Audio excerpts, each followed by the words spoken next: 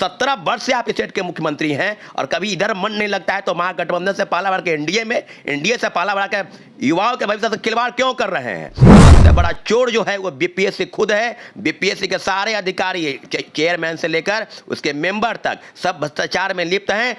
BPSC Bihar लोक सेवा आयोग नहीं है। चुल्लू भर पानी में डूब जाकर के मर जाना चाहिए। पेपर लीक हो गया और आपको पता नहीं है। 4.25 लाख परीक्षार्थी अपेयर हुए इस पेज में, आपको पता नहीं है। पहले पेपर वायरल होता था मोबाइल द्वारा, किसी इक्विपमेंट द्वारा, लेकिन अब क्या है कि आपको कुछ मोबाइल नहीं ले जाना है, पेपर लीक करा देना है, क्वेश्चन पेपर उनके हाथ में लग जा रहा है, सबको रटवा देना है।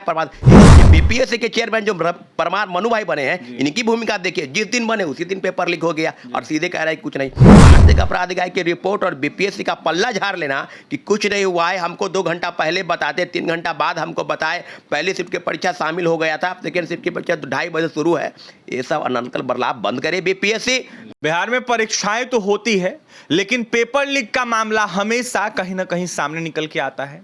ऐसे में फिर से एक बार मामला ऐसा ही सामने निकल के आया। बीपीएससी 3rd फेज की बहाली से जुड़ा यह मामला है। शिक्षक बहाली लगातार लाखों लाख बिहार में की जा रही थी। ऐसे में 1st फेज की बहाली हो या फिर 2nd फेज की बहाली हो, उसमें थोड़ी मोड़ी गड़बड़ियां तो थी ही, लेकिन 3rd फेज की बहाली में पेपर लीक का मामला अब सामने निकल कर आने लगा। ऐसे में झारखंड से 300 छात्र छात्राओं को पकड़ा गया और जिसके बाद उनको जेल भेज दिया गया। लेकिन अब जाकर यह सवाल उठ रहा है कि नीतीश कुमार के मंत्रियों का अतरंगी बयान क्यों सामने निकल के आ रहा है? क्यों पल रहा अपना झाड़ते हुए नजर आ रहे नीतीश कुमार के मंत्री? बड़ा सवाल है। और ऐसे हमारे साथ बात करने के लिए छात्र नेता सौरभ जुड़े की बात करें। सौरभ, कैसे देख रहे हैं? लगातार अभ्यर्थियों की आवाज बुलंद करते रहते हैं, अब जाकर अभ्यर्थी परेशान है, पेपर रद्द करने की मांग कर रहे हैं, लेकिन सरकार के नेता मंत्री अतरंगी बयान दे रहे हैं, कह रहे ऐसा तो हुआ ही नहीं। सबसे पहले आपको धन्यवाद, एनवीसी के सारे दर्शकों को, व्यूअर्स को मेरा शुक्रिया कि आपके चैनल के माध्यम से उन सारे बिंदुओं पर शिक्षक बहाली को लेकर सबसे पहले मैंने ही झारखंड के एक पत्रकार द्वारा मुझे सूचना दी गई थी 15 मार्च को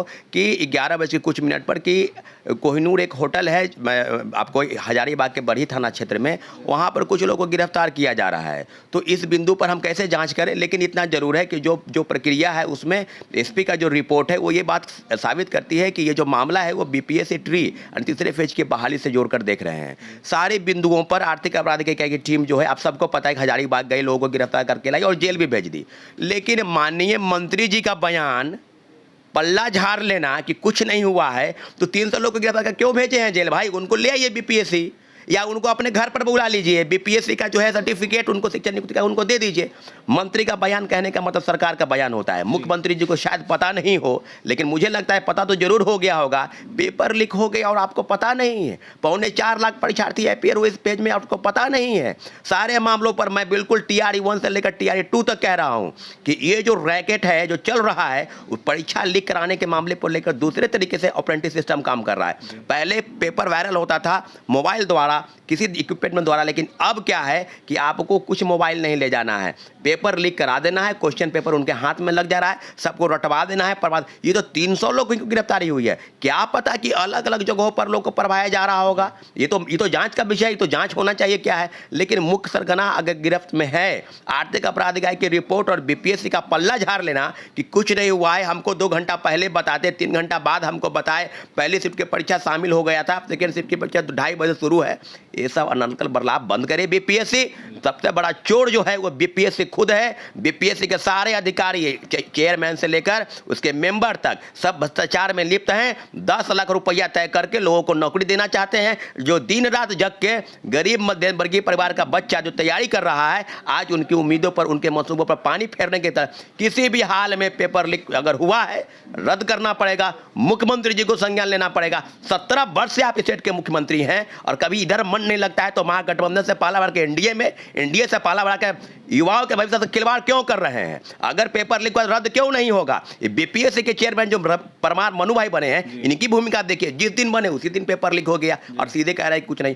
बिल्कुल आर्थिक अपराध इकाई सही दिशा में काम कर रही है। उसके रिपोर्ट और जो कह रहे हैं कि अभी भी पुख्ता सबूत का इंतजार है, पुख्ता सबूत आपको मिलेगा, इंतजार कीजिए। और बीपीएससी के सारे अधिकारियों और कर्मचारियों को जांच के विषय में लाए। आर्थिक अपराध इकाई की टीम वो पता करे कि पेपर प्रिंटिंग प्रेस में जाने के पहले इन लोगों के हाथ कैसे लग गया। क्या अभिषेक जी, ये विषय पर आप चर्चा करने के विषय है कि बीपीएससी क्यों नहीं लीक कर रहा है? बीपीएससी ही सरगना है, असली सरगना है बीपीएससी बिहार लोक सेवा आयोग नहीं है। चुल्लू भर पानी में डूब जाकर मर जाना चाहिए ऐसे।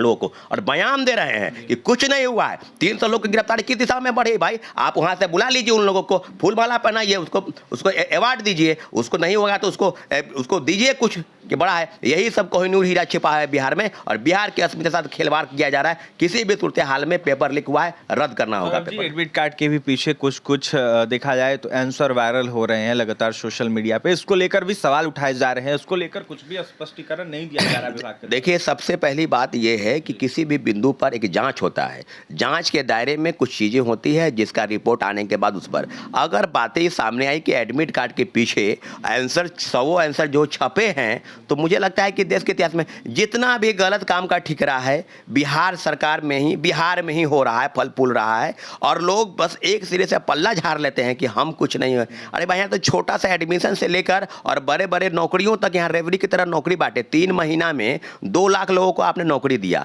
लेकिन जो गलत प्रमाण पत्र दिया गया, सीटेट फेल, एसटीटी फेल, कई फर्जी वाले, हम तो चिल्ला चिल्ला कर बोल रहे थे अभिषेक जी कि बिल्कुल यही फर्जी बारा है। जिसको एबीसीडी का ज्ञान नहीं हो, बीपीएससी से बहाल हो गया। मुझे लगता है टीआरई 1 से लेकर टीआरई 2 तक इसी तरह से पेपर लीक हुआ होगा। हम लोग को जानकारी नहीं हुआ, लेकिन इतना जरूर है कि अतुल प्रसाद जी के रहते पेपर लीक नहीं हुआ। लेकिन पेपर लीक के बाद जो कार्रवाई हुई, जिस तरह से चीजें सामने आ रही है, बिल्कुल अब भूमिका पर बिल्कुल संदेह है कि टीआरई 1 में वही हुआ होगा, टीआरई 2 में भी वही हुआ है और टीआरई 3 में तो बिल्कुल उजागर हो गया कि क्या चल रहा है बीपीएससी में। अभ्यर्थियों के द्वारा क्या किया जाएगा जिस तरीके से सरकार के द्वारा संज्ञान नहीं लिया जा रहा है, इसको देखते हुए सरकार को संज्ञान लेना पड़ेगा। चुनाव में आप लड़ रहे हैं तो चुनाव बहुत बढ़िया तरीके से हो जाएगा, एकदम फेयर तरीके से ईवीएम मशीन को स्ट्रांग रूम में पहुंचा दीजिएगा। आज अब यह आप जो परीक्षा है, आपको ठीक ढंग से परीक्षा नहीं ले आए हो रहा है आपसे।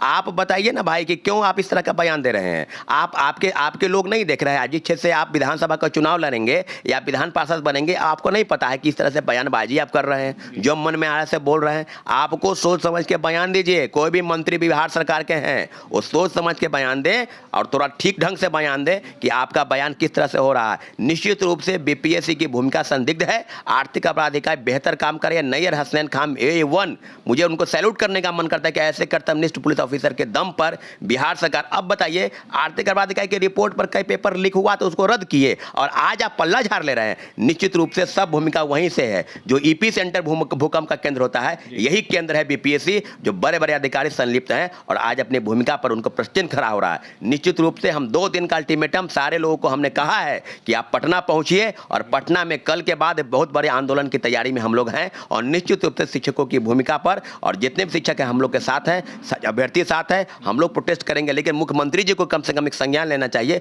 4.25 लाख परीक्षार्थी के साथ खिलवाड़ जो चल रहा है, बिल्कुल नहीं होने देंगे। हम लोग पेपर रद्द कराने के लिए अग्रसर हैं और एनी हाउ पेपर रद्द करना पड़ेगा, ये सही हमको पता है। देखिए, छात्र और अभ्यर्थी अग्रसर हैं और ऐसे में आंदोलन कल से करने जा रहे हैं। इसको देखते हुए आह्वान कर दिया है छात्र नेता सौरभ ने। यह साफ कहा है सौरभ ने कि जिस तरीके से जो सरकार है उनको संज्ञान लेना होगा, नीतीश कुमार को संज्ञान लेना होगा, तो वहीं अविलंब रद्द करना हो पेपर। अगर रद्द सरकार नहीं करती है तो कहीं ना कहीं नसीहत सौरभ दे रहे थे, तो वहीं क्या कुछ करते आपने सुना है पेपर लीक मामले को लेकर। फिलहाल और भी तमाम खबरों के लिए NBC 24 के साथ बने रहे। बहुत बहुत धन्यवाद।